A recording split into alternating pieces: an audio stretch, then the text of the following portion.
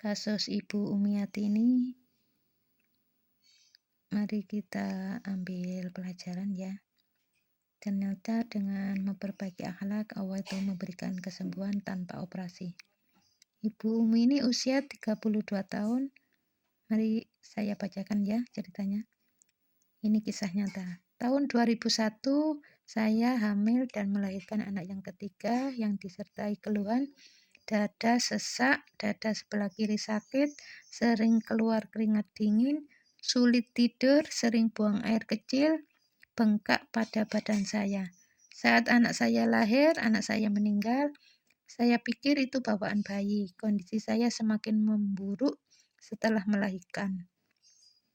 Dokter memvonis saya mengalami kebocoran jantung, kerusakan klep jantung, pembengkakan hati, infeksi hati, lambung, ginjal, dan kandung kemih. Kondisi dalam keadaan yang semakin memburuk ini akhirnya keluarga saya membawa saya ke rumah sakit terdekat, Rumah Sakit Harapan Kita. Kata dokter, membawa saya ini seperti membawa mayat hidup.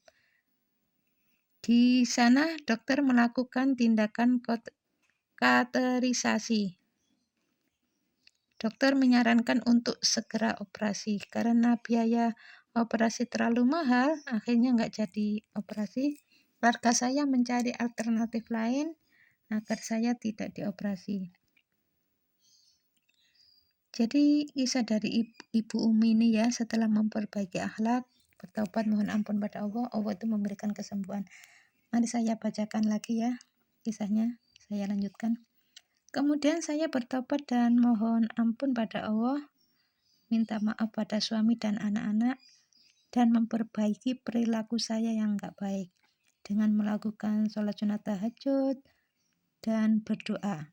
Alhamdulillah, kurang lebih 1 bulan kondisi saya mulai membaik. Saya periksa ke dokter, kondisi jantung dan detak jantung mulai stabil, akhirnya enggak jadi operasi. Sekarang saya kembali sehat dan dapat beribadah kembali.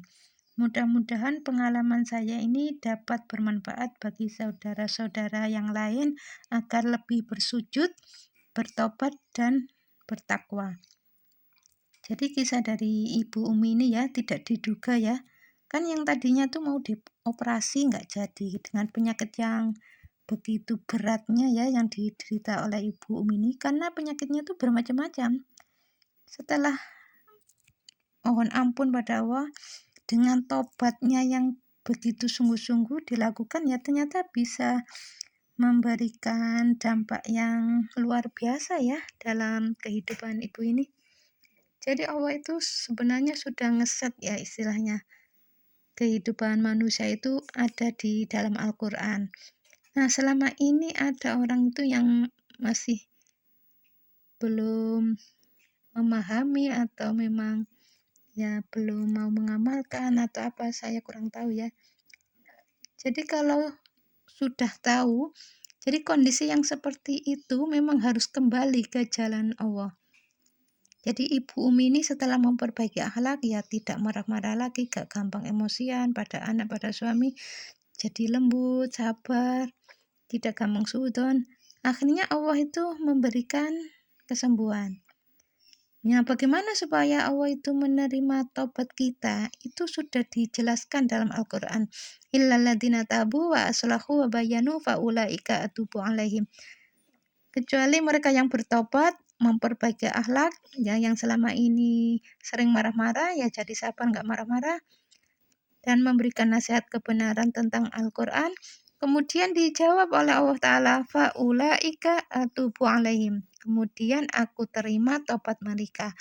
Nah, kalau taubat mereka itu sudah diterima, ya nanti diberikan bonus yang berupa sembuh dari penyakitnya. Untuk Ibu Marlin Husna ya, usia 30, sakit dari bokong ke paha, terus menjalar ke kaki, divonis dokter saraf kejepit lumbar nomor 4 yang terjepit. Ini kalau ditinjau dari segi akhlak ya, kalau menurut dokter itu saraf kejepitnya nomor sekian, ya pokoknya kalau ditinjau dari segi akhlak itu jangan jengkel, ini sangat jengkel. Jengkelnya tuh sangat kuat dengan orang tua, entah itu dengan ayah atau ibu. Kalau usia di bawah 45 itu biasanya jengkel dengan orang tua, kalau di atas 45 biasanya dengan suami. Apalagi ini sudah menjalar ke kaki ya. Kaki ini kan untuk menyanggah tubuh, artinya berarti ini ada hubungannya dengan menyanggah keluarga, berarti ada hubungannya dengan pekerjaan di rumah tangga. Entah itu nyapu, ngepel, cuci baju, atau nyetrika, barangkali ada nasihat dari orang tua, kamu harus begini nyetrikanya, kalau begitu itu gak kurang bagus misalnya. Terus jengkel yang semacam ini disimpan terus menerus, belum dimohonkan ampun, suatu saat akan meledak jadi saraf terjepit. Seperti dokter Hanan ya, yang rumahnya dekat kuburan ungup-ungup, WA ke saya sakit, terus besoknya alhamdulillah, jadi saya dan Pak Su ke sana, alhamdulillah sudah sembuh. Hanya sehari semalam saraf kejepit yang di kaki, dipijat, manggil orang tukang pijat ya. Jadi memang memperbaiki akhlak itu harus ya, dipijat yang memperbaiki akhlak itu diberikan kesembuhan oleh Allah. Terus tetangganya Pak Su yang kena kanker payudara itu, dia nggak mau operasi tapi ya tetap minum obat ya.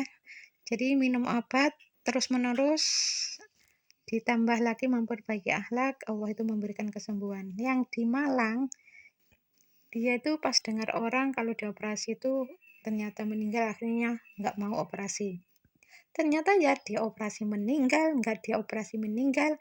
Yang tetangganya Pasu tidak dioperasi, hanya berobat ke dokter, minum obatnya rutin, ditambah memperbaiki akhlak. Nah itu yang diberikan kesembuhan oleh Allah. Ayatnya sudah jelas.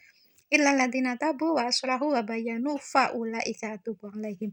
Dengan memperbaiki akhlak rata-rata ya diberikan kesembuhan oleh Allah.